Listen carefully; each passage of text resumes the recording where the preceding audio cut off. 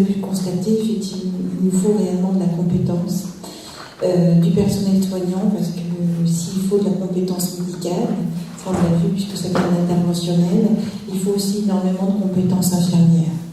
Et j'ai toujours prôné ça.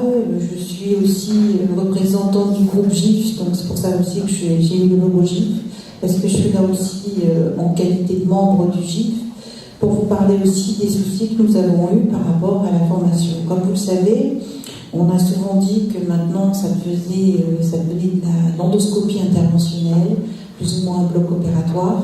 Et donc pour le coup, il y a pas mal de questions qui commencent à arriver au sujet de la formation des infirmiers. Donc, ouais. On a eu, vous savez, donc des infirmières de bloc avec un décret de compétences, et puis il y a des infirmiers avec aussi des compétences, un décret donc, qui avait été fixé. Donc les IBOD ont une compétence de principe liée à la formation pour travailler en endoscopie. C'est vrai qu'au cours de leurs études, les infirmières en endoscopie, en bloc opératoire, font une formation essentiellement centrée sur le bloc, avec en plus des stages en secteur d'endoscopie. Pour les infirmiers donc de soins généraux, que nous sommes tous dans le secteur d'endoscopie, je veux dire que le principe est lié simplement à des compétences de base, et puis aussi toute la formation qui a lieu dans le secteur d'endoscopie avec le compagnonnage et tout l'accompagnement que les équipes font au quotidien sur les lignes. Bon, c'est pour ça aussi qu'il y avait eu, il y a très longtemps, donc, cette association, GIF, ça démarre depuis 1983, ce groupement infirmier, la demande aussi par le partenariat des gastroentérologues de l'époque, qui ont dit, mais ce serait bien aussi que les infirmières se regroupent et puis travaillent ensemble et réfléchissent sur l'endoscopie. Je parle de 1983, on est loin de ce que nous sommes aujourd'hui en termes d'interventionnel par rapport à l'endoscopie. C'est pour vous dire que ça évolue. Alors si on regarde les infirmiers diplômés d'État de bloc opératoire, parce qu'il y a eu un décret qui a changé en janvier 2015, où les infirmiers de bloc opératoire se sont retrouvés investis d'actes professionnels complémentaires. À savoir que maintenant, dans les conditions, donc, comme vous voyez, fixées par un protocole préétabli, écrit, daté, signé par les chirurgiens, parce qu'il y a quand même toujours, on travaille sur la compétence en tant qu'IBOD, sous la responsabilité des chirurgiens. Donc elles sont responsables donc, de l'installation du patient, la mise en place et la fixation de drains suisses aponévrotiques, la fermeture sous-cutanée et cutanée. Et au cours d'une intervention chirurgicale en présence du chirurgien, elles peuvent apporter une aide à l'exposition, à l'hémostase et à l'aspiration. En plus, au cours d'une intervention chirurgicale en présence et sur demande express du chirurgien, une fonction d'assistance pour les actes d'une particulière technicité déterminée par arrêté du ministre chargé de la santé. Donc ça, c'est vraiment les actes des professionnels IBOD. Et donc pour ce faire, même les IBOD actuellement qui ont été diplômés d'État avant 2015, avant ce texte 2015, doivent maintenant revalider certaines fonctions, certains actes, pour arriver donc à suturer, puisqu'en fait elles peuvent suturer toutes seules après l'intervention chirurgicale.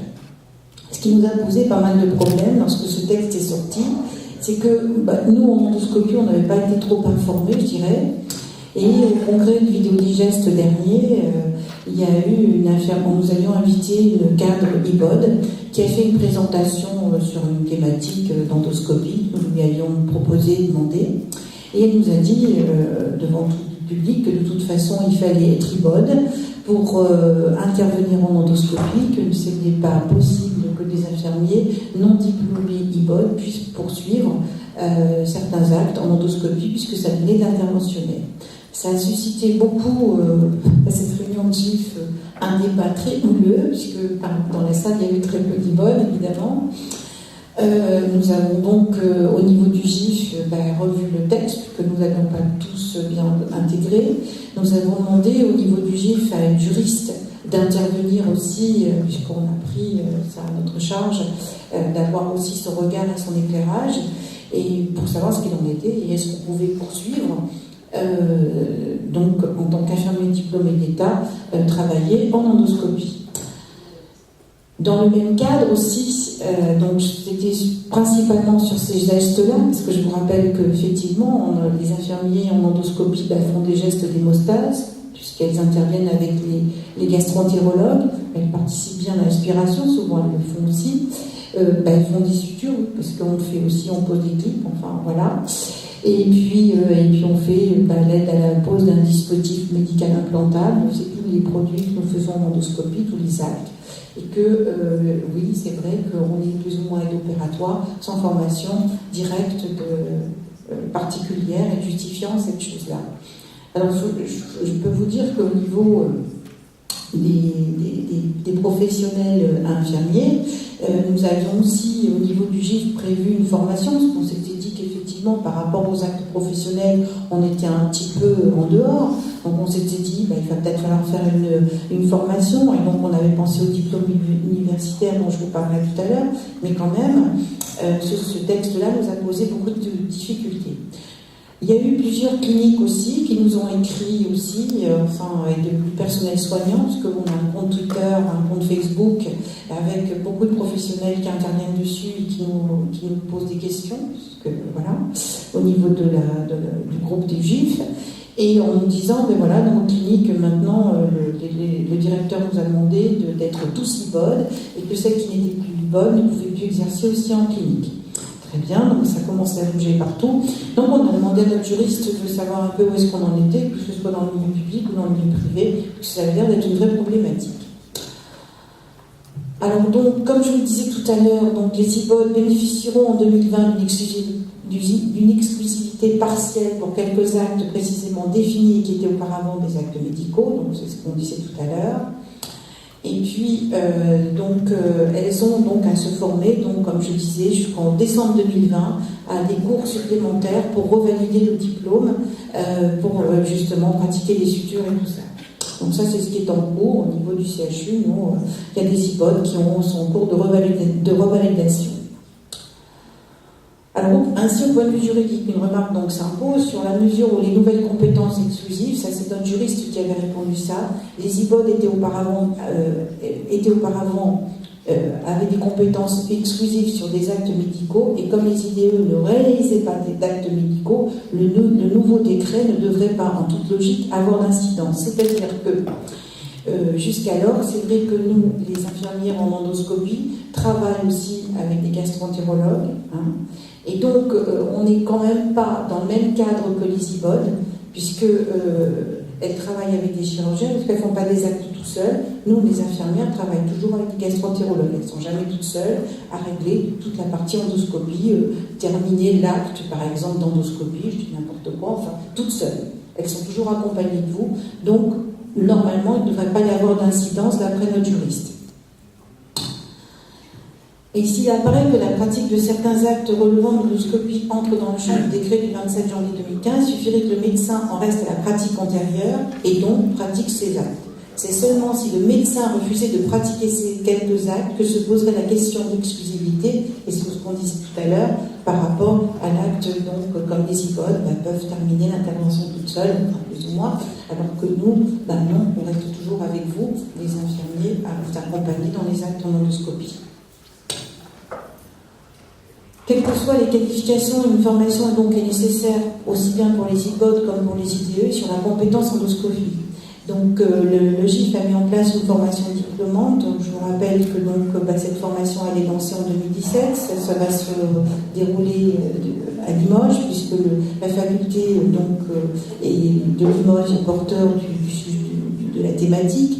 C'est un diplôme universitaire national qu'on a voulu, et que le GIF va aussi à collaborer, je dirais que c'est une collaboration, pour qu'on arrive à former aussi nos infirmières, à les rendre un peu plus validantes.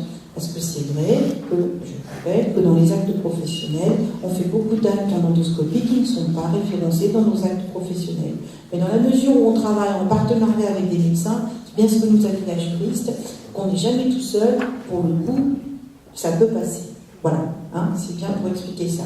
Mais c'est vrai qu'il faudrait quand même une formation à côté, validant la compétence, justifiant discutant un peu plus, on a fait une formation à la fois théorique et pratique, et puis qu'on a un peu plus de connaissances plutôt que la connaissance globale sur le tas, entre guillemets. Donc, en même temps, le GIF travaille en partenariat avec l'Académie des sciences infirmières pour la reconnaissance à la fois du DU et puis aller vers un métier infirmier endoscopie, pourquoi pas. Les IBOD veulent s'inscrire aussi à ce DU parce qu'elles savent que aussi au cours de leur formation, c'est pas assez développé sur l'axe endoscopie, donc certaines veulent aussi s'y inscrire. Et cette Académie des sciences infirmières travaille en relation directe avec le ministère. Donc je vais aussi à des réunions pour leur expliquer comment ça se passe. Là, on a tous les présidents, donc Uniabod notamment pour la société d'IBOD, l'AEIBO pour la société d'IBOD aussi.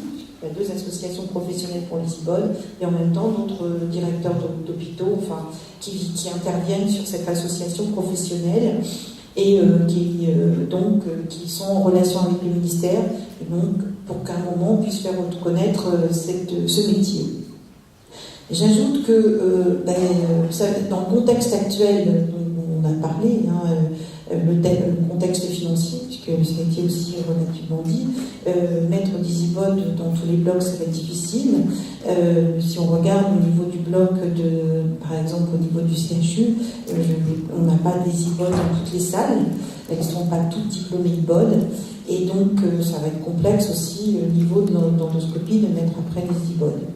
Je rappelle aussi, pour certains, que on peut aussi, en tant qu'infirmière qui avons pratiqué depuis plusieurs années en endoscopie, faire valoir dans la validation des acquis d'expérience, la fameuse VAE. Cette VAE peut nous permettre aussi, en repassant certains concours, certains examens au niveau de l'école d'IBOD, de devenir IBOD par la VAE. Donc il y a tout un parcours. On a un infirmier qui est en cours de préparation de son projet. Vous le connaissez, je pense que vous l'avez vu, notamment au niveau des journées de Limoges. C'est Arnaud d'ailleurs qui va se préparer à ça, faire valoir sa validation des acquis pour devenir en fait une formation IBOD au sein du secteur d'endoscopie. Parce que ça aussi c'est possible. Ça veut dire que le temps de formation sera beaucoup plus réduit compte tenu qu'il a déjà des expériences. Ça, la santé l'avait prévu.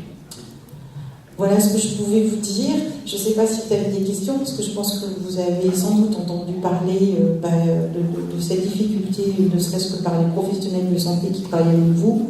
Et nous, le GIF, vraiment, s'investit beaucoup pour rechercher avec à la fois notre juriste et puis en même temps vos sociétés savantes, puisqu'on travaille beaucoup avec la CFED et la CFNGE sur ces thématiques-là, et on les tient informés au fur et à mesure des avancées.